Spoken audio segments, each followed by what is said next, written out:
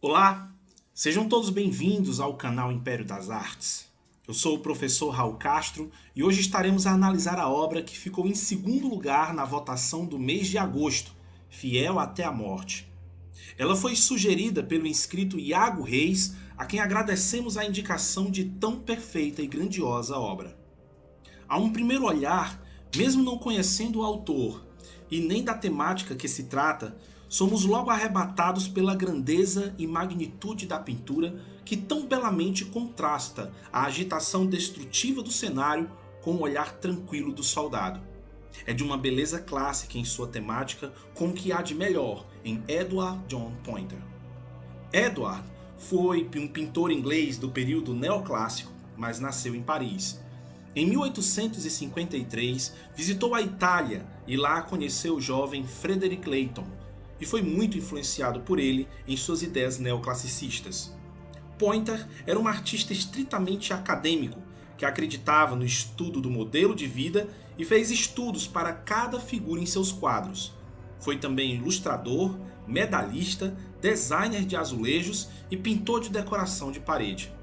Mas sua grande temática eram os temas e vidas dos gregos e romanos, como se pode perceber na obra Uma Visita a Esculápio, bem como também na obra Psique no Templo do Amor. Entretanto, para chegar ao status de um grande e famoso pintor, Edward precisava entrar na Royal Academy, e a obra Fiel até a Morte foi o início de suas temáticas greco-romanas, bem como o quadro que começou a lhe render nome. E claro, também o começo para ganhar dinheiro suficiente para se sustentar. E em 1865 ele conseguiu isto com esse trabalho, ainda provavelmente sua obra mais conhecida. A temática escolhida foi a parte de algo que mesmo 150 anos depois de descoberta ainda despertava encantamentos a todos. Era a cidade de Pompeia, destruída em 29 de agosto de 79 d.C. Houveram várias etapas de escavações, e Edward estava na fase final das escavações, que vão de 1770 a 1815. Em meio a essa intensa curiosidade em torno das escavações, é lançado em 1834 um livro ficcional e histórico fabuloso chamado Os Últimos Dias de Pompeia, do autor Edward Bulwer Lytton. Neste livro, há uma passagem que nitidamente inspirou a temática do artista. Veja o trecho. O ar ficou parado por alguns minutos. A lâmpada do portão fluía longe e clara. Os fugitivos se apressaram. Eles ganharam o portão. Eles passaram pela sentinela romana. O relâmpago brilhou sobre seu rosto lívido e capacete polido, mas suas feições severas estavam compostas mesmo em seu espanto. Ele permaneceu ereto e imóvel em seu posto. Aquela hora em si não havia transformado a máquina da implacável majestade de Roma em um homem raciocinador e autoatuante. Lá estava ele, em meio à queda dos elementos. Ele não tinha recebido permissão para abandonar sua estação e escapar. A figura do soldado fiel permanecendo em seu posto durante a destruição de Pompeia fez sucesso imediato com o público. Não só ele foi baseado no episódio de Bulwer Lytton, Os Últimos Dias de Pompeia, mas porque transmite a ideia de devoção estoica ao dever, a obediência acima da vida. A abordagem de Poynter ao assunto foi original, combinando os métodos antiquários de Alma Tadema e Jerome com o estilo mais eórico e monumental de Leighton. Essa fórmula de combinar a acurácia histórica com a ação heróica foi a principal contribuição de Poynter ao movimento clássico e seria muito copiada por outros artistas.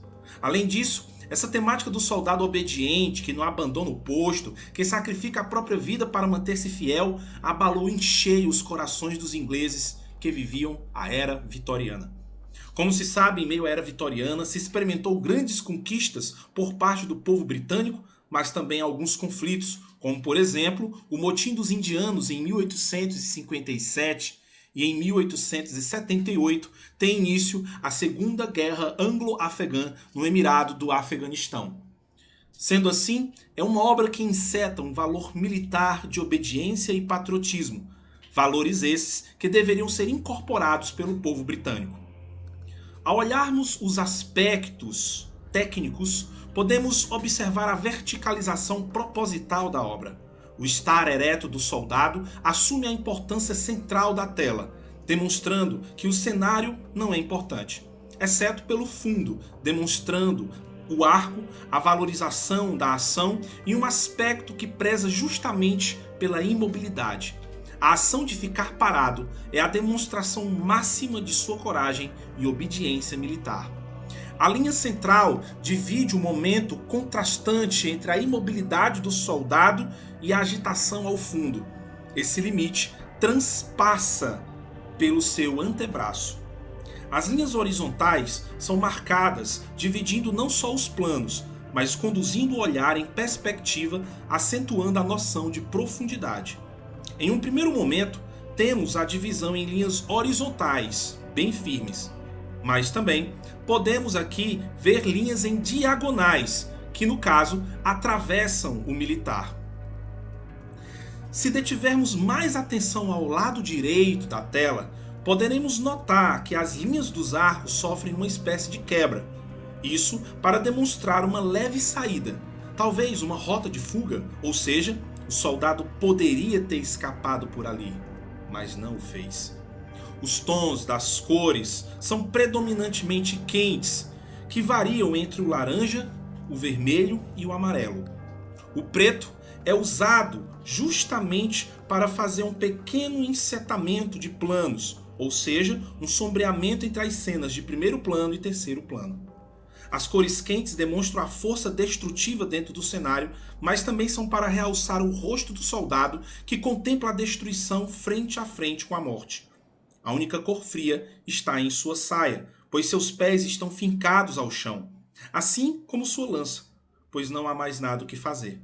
A exposição dos pés demonstra o amplo sacrifício, pois seria natural fugir em um momento de desespero, mas seu corpo está alinhado com sua armadura romana, que reluz ainda mais a claridade e realça o heroísmo do soldado, estando a serviço de Roma. O arco romano é uma presença marcante, servindo para destacar o militar e dividir os planos. Ao fundo, ainda se pode ver, por exemplo, bolas de fogo que irão acertar os habitantes. Inclusive, a tentativa de alguns de levar seus objetos pessoais, como peças e vasos de ouro. Logo abaixo, temos pessoas mortas no chão, mostrando assim o inevitável destino da cidade.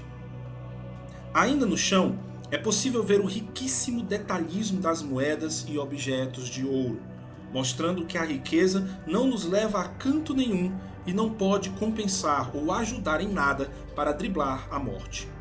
Mas isso não quer dizer que não há, por exemplo, uma apreensão. Podemos agora observar a mão do soldado ao segurar com força sua lança. O medo é inevitável, mas ser fiel está acima do medo. A tela é recheada de detalhismo e compreendidas formas de detalhes, como por exemplo a assinatura colocada na ponta direita com as iniciais EJP e sua data, 1865.